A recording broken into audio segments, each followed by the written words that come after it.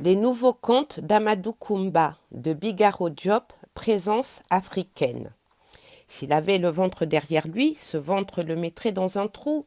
S'il n'est que de vous nourrir, une seule femme suffit. Tout ce que dit le petit mort, il l'a pris sous la tente. Rendre un salut n'a jamais écorché la bouche. Si tu plais au bon Dieu, les hommes ne t'apprécieront pas outre mesure. L'eau ne cuira jamais le poisson qu'elle a vu naître et qu'elle a élevé. La promesse est une couverture bien épaisse, mais qui s'en couvre grelottera au grand froid. Bigaro Diop est né en 1906 à Ouakam, banlieue de Dakar. Boursier, il devient vétérinaire en 1933 et exerce en brousse jusqu'à la Seconde Guerre mondiale. Il est en 1958 l'ambassadeur du Sénégal à Paris avant de se fixer à Dakar. Bigaro Diop a écrit les contes d'Amadou Koumba, puis les nouveaux contes d'Amadou Koumba, publiés en 1947 et en 1958.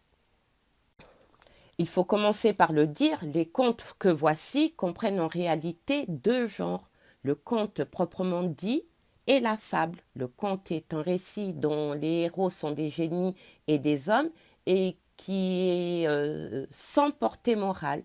Il nous introduit dans le monde surréel du merveilleux où l'âme vit d'émotions essentielles. Il participe au mythe. La fable, elle, nous promène dans le monde réel des faits. L'homme social n'y est occupé que de lui-même et des autres hommes, ses semblables, parce que pleinement homme, il ne s'y occupe pas uniquement de la satisfaction des besoins du corps, manger, se vêtir, survivre, mais aussi de ceux de l'âme, pas seulement de sa personne, mais encore de la cité. L'homme social traduit donc son monde rationnel en habillant les hommes de vêtements transparents des animaux. Il peut ainsi instruire. Les fables s'adressent aux enfants et aux femmes, formés à la vie de société par la peinture satirique des hommes réels. Mais ce n'est là que simplification grossière. Il n'y a en Afrique noire ni douanier, ni poteau indicateur aux frontières. Du mythe au proverbe, en passant par la légende, le conte, la fable, il n'y a pas de frontières.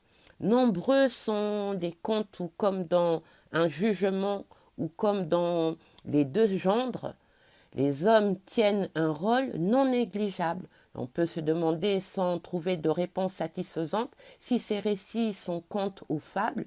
Il y a plus dans Fari l'ânesse, une ânesse se métamorphose en femme, et ailleurs, nous voyons Gendé le lion et Boukilienne épouser les deux filles de la vieille Koudia. Ici non plus, il n'y a nulle frontière. Tout vit, tout possède une âme. L'astre, l'animal, la plante, le caillou, c'est animiste négro-africain. Chaque être doué de caractère sensible se fait homme, un homme qui participe de Dieu, qui a gardé une partie de sa merveilleuse puissance. À l'intérieur même des genres, les murs des classifications se relèvent pour eux. Il n'est que de lire les nouveaux contes et de relire les contes d'Amadou Koumba.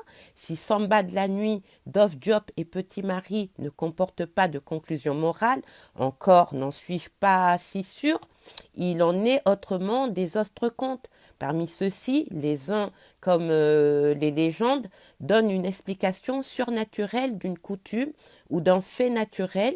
Les autres illustrent un proverbe, un principe de morale pratique. Encore une fois, la fable et même le conte sont des genres gnomiques. Ils visent à l'éducation. C'est ce que signifie la formule qui termine la fable Wolof. C'est de là que partit la fable pour se jeter dans la mer. Le premier qui en respirera le parfum ira au paradis. Mais pour éduquer, contes et fables doivent charmer, par-delà les oreilles, le cœur et l'esprit.